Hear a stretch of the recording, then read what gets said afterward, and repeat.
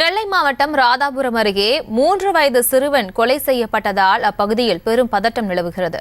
Police குவிக்கப்பட்டிருக்கிறார்கள். இது தொடர்பான மேலும் விவரங்களோடு இணைகிறார் எமது செய்தியாளர் ராஜா.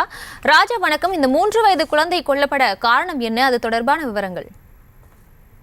வணக்கம் பிரியங்கா.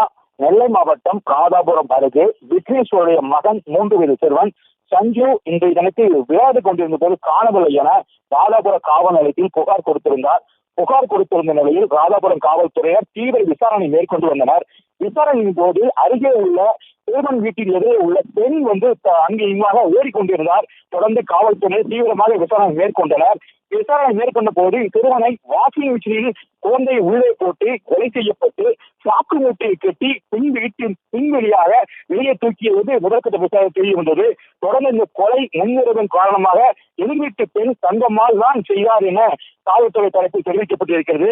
மேலும் ராதாபுரம் காவல்துறையினர் தீவிர விசாரணை மேற்கொண்டு வருகின்றனர். தொடர்ந்து ராதாபுரம் அந்த பகுதியில் பெரும் பதட்டமான சூழலை உருவாகி இருக்கிறது. பிரியங்கா, விவரங்களுக்கு நன்றி ராஜா.